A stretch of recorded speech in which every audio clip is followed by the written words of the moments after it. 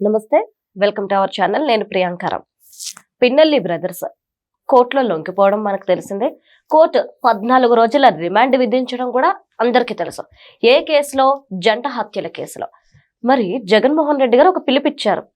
పిన్నెల్లి సోదరుల కోసం కొవ్వొత్తుల ర్యాలీలు చేపట్టండి, ఇంటింటికి తిరిగి పలు విధాలుగా వ్యతిరేకించండి అరెస్ట్ ని అని చెప్పేసి జగన్మోహన్ రెడ్డి గారు చెప్తున్నారు. ఎందుకు? వైఎస్ఆర్సీపీకి సంబంధించి ఎంతో మంది అరెస్ట్ అయినప్పుడు లేని ప్రేమ ఒక్క పిన్నెల్లి బ్రదర్స్ మీద ఎందుకు జగన్మోహన్ రెడ్డి గారు చూపిస్తున్నారు అనేది ఇప్పుడు ఒక పెద్ద క్వశ్చన్ మార్క్ ఉంది. దీని గురించి డిస్కస్ చేద్దాం. మనతో మాట్లాడడానికి ప్రముఖ పొలిటికల్ అనలిస్ట్ అంకమరావు గారు ఉన్నారు. ఆయన అడిగి తెలుసుకుందాం. నమస్కారం సార్. వైసీపీలో చాలా మంది అరెస్ట్ అయ్యారు. మిథున్ రెడ్డి దగ్గర నుండి అందరూ అరెస్ట్ అయినప్పుడు జగన్మోహన్ రెడ్డి గారు వెళ్ళి పరామర్శించారు. కొంతమందికి అది కూడా లేదు. కానీ ఇప్పుడు పిన్నెల్లి బ్రదర్స్ రిమాండ్ లో ఉంటే వాళ్ళ కోసం ర్యాలీలు చేపట్టండి, కొవ్వొత్తుల ర్యాలీ చేపట్టండి, ఈ విధంగా పిలుపునిస్తున్నారు జగన్మోహన్ రెడ్డి గారు. ఎందుకు సార్? వాళ్ళ మీద లేని ప్రేమ పిన్నెల్లి గారి మీద ఎందుకు అంత సడన్ గా వచ్చేసింది? అంటే వాళ్ళకి ఏమైనా లింక్స్ ఉన్నాయా? లేదంటే ఈయన ఎంక్వైరీలో ఏమైనా విషయాలు బయటపడితే జగన్మోహన్ రెడ్డి గారికి ఇబ్బంది అవుతుంది అని చెప్పేసి భయపడుతున్నారా ఏంటి అసలు? అంటే ముందుగా పిన్నెల్లికి సంబంధించి పిన్నెల్లి సోదరులు ఏ రోజు అచ్చెన్నాయుడు గారు లాగానో, రఘురామకృష్ణరాజు గారు లాగానో, లేదంటే జేసీ ప్రభాకర్ రెడ్డి గారు లాగానో, పట్టాభి లాగానో, చివరికి నారా చంద్రబాబు నాయుడు గారు లాగానో పిన్నెల్లి సోదరులను అదుపులో తీసుకోలేదు కదా. లేదు సార్. వాళ్ళు న్యాయస్థానానికి వెళ్ళారు, హైకోర్టుకి వెళ్ళారు, హైకోర్టు కాదంటే సుప్రీంకోర్టుకి వెళ్ళారు. సుప్రీంకోర్టు తాత్కాలికంగా వెసులుబాటు ఇచ్చింది. మళ్ళీ అదే సుప్రీంకోర్టు వీళ్ళు న్యాయస్థానం నుంచి ఈరోజు వెసులుబాటు లేకుండా పోయింది. ఎందుకు పోయింది? ఆధారాలు స్పష్టంగా ఉండి పోలీసులు సహకరిస్తున్న విధానం స్పష్టంగా న్యాయమూర్తికి అర్థమైన తర్వాత పదునుగా ఆయన మాట్లాడి, పరుషంగా మాట్లాడి ఏం జరుగుతుందో మాకు అర్థమవుతుంది అని చెప్పని విస్పష్టంగా ప్రకటించి వాళ్ళ బెయిల్ను రద్దు చేసి మీరు వెళ్ళి లొంగిపోమ్మంటే వాళ్ళు వచ్చి లొంగిపోయారు. వాడలు దూకెళ్ళి అదుపులో తీసుకోలేదు, అర్ధరాత్రి వెళ్ళి అదుపులో తీసుకోలేదు. ఇక్కడ మీరు గమనించాల్సింది ఏంటంటే వాళ్ళ అధికారంలో ఉండని రోజులు అది వాళ్ళ సామ్రాజ్యంగా వెళ్ళారు. అక్కడ నేను ఒక చిన్న విషయం చెప్తాను. నేను పలు సందర్భాల్లో మాచర్ల వెళ్ళడం కూడా జరిగింది. అంతకుముందు చాలాసార్లు వెళ్ళాను. 2019 నుంచి 2024 మధ్య ఒక 5 పర్యాయాలు వెళ్ళటం జరిగింది. ఆ వెళ్ళిన సందర్భం 5 కాదు, కొంచెం ఎక్కువగా వెళ్ళాను. వెళ్ళిన సందర్భంలో మేము అక్కడ బస చేసిన చాటుగా చూసుకుంటా ఉంటే టీవీల్లో ఈటీవీ రావట్లేదు, టీవీ5 రావట్లేదు, ఏబిఎన్ రావట్లేదు. అప్పట్లో బ్యాన్ చేశారు సార్. ఏందని అడిగాను. ఇక్కడ ఇంతే సార్ అన్నారు. ఈనాడు పేపర్ రావట్లేదు, ఆంధ్రజ్యోతి పేపర్ కూడా రావట్లేదు. అంటే ఆ విధంగా నియంత్రించినటువంటి వ్యక్తి పిన్నెల్లి సోదరులు. ఇక ఆ రోజు ఎన్నికల సందర్భంగా చూసుకుందాం. గతంలో జరిగిన తర్వాత చెప్తాను నేను. ఎన్నికల సందర్భంగా అంతకుముందు మాచర్ల మున్సిపాలిటీలో ఎన్నికలు జరుగుతున్న సందర్భంగా, అక్కడ అన్ని ప్రాంతాల్లో ఎన్నికలు జరుగుతున్న సందర్భంగా, మొత్తం ఏకగ్రీవాలైన సందర్భంగా బుద్ధా వెంకన్న ఆయన అప్పుడు ఎమ్మెల్సీ, అలాగే మాజీ శాసనసభ్యుడు బోండా ఉమా గారు లాయరు, ముగ్గురు కలిసి అటు వెళ్ళారు. వాళ్ళు ధర్నాలు చేయడానికి వెళ్ళలేదు, హడావుడి చేయడానికి వెళ్ళలేదు, పరిశీలించడానికి వెళ్ళారు. వెళ్ళిన వ్యక్తిని తురగా కిషోర్ అనే వ్యక్తి అంత లావు దొంగ తీసుకొని ఆ అద్దాల కొడితే లాయర్ తలకి దెబ్బ తగిలింది. డ్రైవర్ చాకచక్యం వల్ల వాళ్ళు ప్రాణాలతో బయటపడ్డారు. వాళ్ళకి ఆ తురగా కిషోర్ అనే వ్యక్తికి మున్సిపాలిటీ చైర్మన్ పదవి ఇచ్చారు. ఎవరిచ్చారు? పిన్నెల్లి జగన్మోహన్ రెడ్డి. జగన్మోహన్ రెడ్డి ముఖ్యమంత్రి, రాష్ట్ర అధ్యక్షుడు ఆ పార్టీకి. పిన్నెల్లి స్థానిక శాసనసభ్యుడు.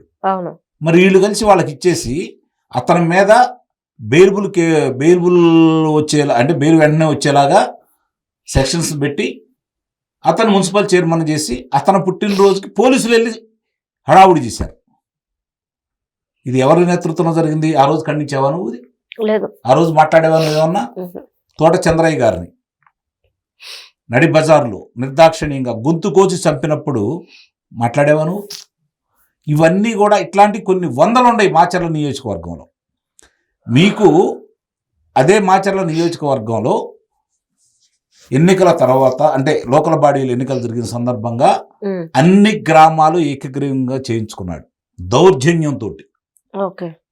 తెలుగుదేశం పార్టీ ఆధిపత్యంగా ఉన్నటువంటి గ్రామాల్లో సైతం దౌర్జన్యం చేసి మిమ్మల్ని ఆ కేసులు పెడతాం ఈ కేసులు పెడతాం అని చెప్పని భయపెట్టి ఉమ్, ఏకగ్రీవం చేయించుకున్నటువంటి వ్యక్తి ఉమ్, పిన్నెల్లి రామకృష్ణారెడ్డి. ఈరోజు 31,000 తేడాతోటి ఓడిపోయాడు అక్కడ. ఏమైపోయింది నీ చాతుర్యం, ఏమైపోయింది నీ బలం? ఇన్ని చేశావు. ఉమ్, ఎన్నికల నాడు ఏదైతే పాల్వాయి గేటు అక్కడ ఎన్నికల సందర్భంగా వెళ్ళి పాల్వాయి గేట్లో ఈవీఎంలను పగలగొట్టావు.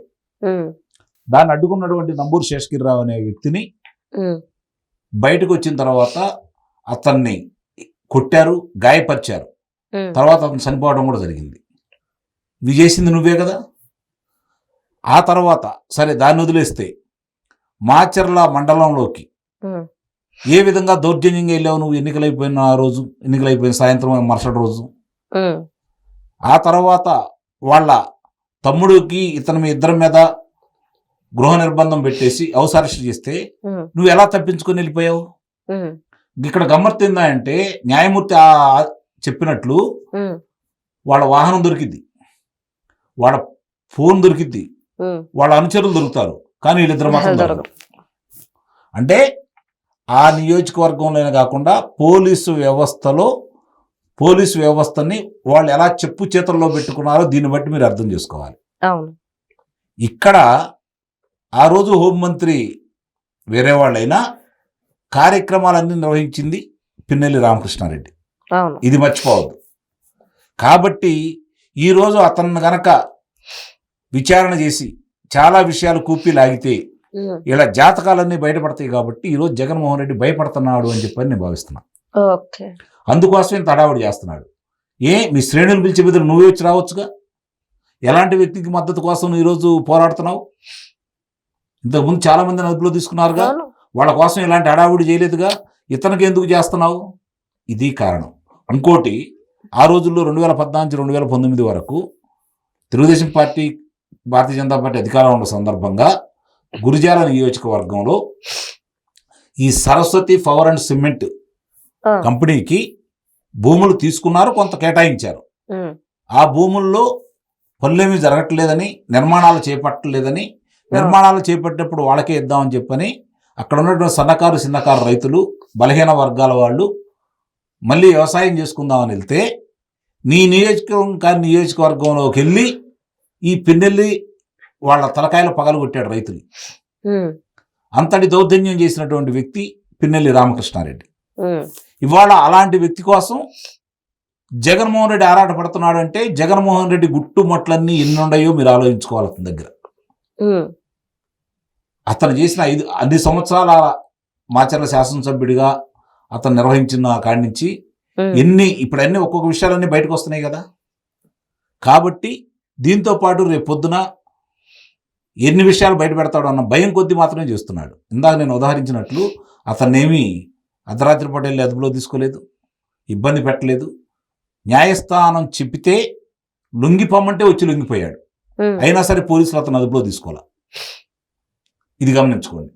ఇవన్నీ కూడా చూసిన తర్వాత, జరిగినవన్నీ ప్రపంచానికి తెలిసిన తర్వాత కూడా పిన్నెల్లి సోదరుల గురించి జగన్మోహన్ రెడ్డి ఇంత ఆరాటపడుతున్నాడంటే అతని మనస్తత్వం ఎలాంటిదో, ఎలాంటి వాళ్ళని ప్రోత్సహిస్తాడో దీన్ని బట్టి అర్థం చేసుకోవాలని చెప్పని అయితే ప్రజలను కోరుకుంటున్నాం. రైట్.